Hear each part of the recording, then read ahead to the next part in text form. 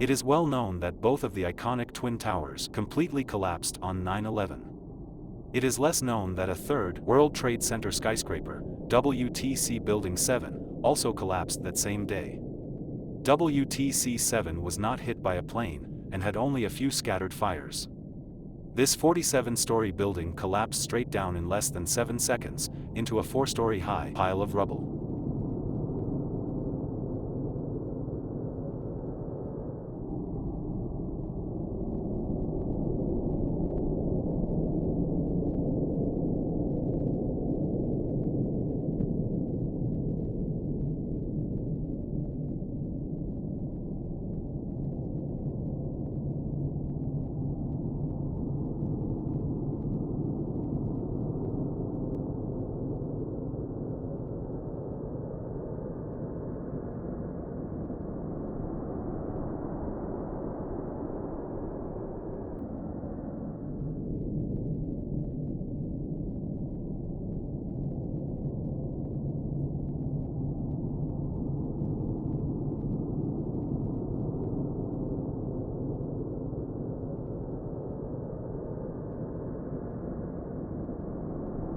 At 5:21 in the afternoon of 9/11, almost 7 hours after the Twin Towers had come down, Building 7 of the World Trade Center also came down.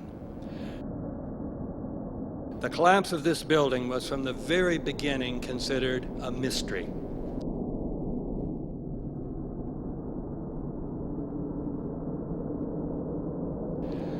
The same should have been true, of course, for the collapse of the Twin Towers, but they had been hit by planes, which had ignited big fires in them, and many people assumed that this combination of causes was sufficient to bring these buildings down. But WTC 7 had not been hit by a plane, so it was apparently the first steel-framed high-rise building to have collapsed because of fire alone. New York Times writer James Glanz quoted a structural engineer as saying, "Within the structural engineering community, WTC 7 is considered to be much more important to understand than the Twin Towers, because engineers have no answer to the question, why did 7 come down?"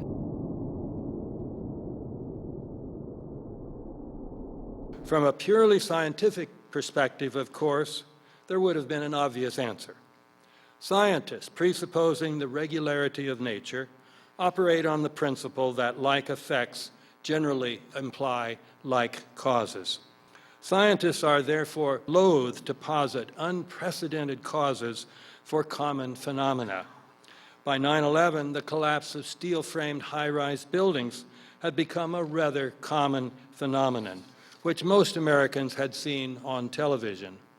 And in every one of these cases, the building had been brought down by explosives in the process known as controlled demolition. From a scientific perspective, therefore, the obvious assumption would have been that World Trade Center 7 came down because explosives had been used to remove its steel supports. However, the public discussion of the destruction of the World Trade Center did not occur in a scientific context, but in a highly charged political context. America had just been attacked, it was almost universally believed, by foreign terrorists who had flown hijacked planes into the Twin Towers. And in response, the Bush administration had launched a war on terror.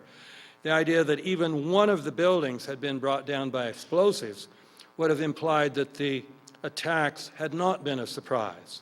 So this idea could not be entertained by many minds in private, let alone in public. This meant that people had to believe, or at least pretend to believe, that Building 7 had been brought down by fire, even though, as James Glanz wrote, experts said no building like it, a modern, steel-reinforced high-rise, had ever collapsed because of an uncontrolled fire.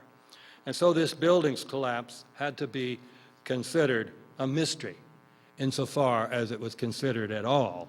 But this was not much.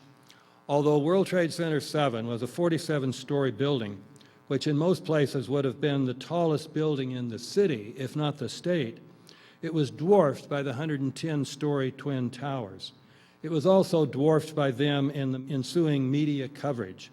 And so, Glantz wrote, the collapse of Building 7 was a mystery that would probably have captured the attention of the city and the world if the Twin Towers had not also come down.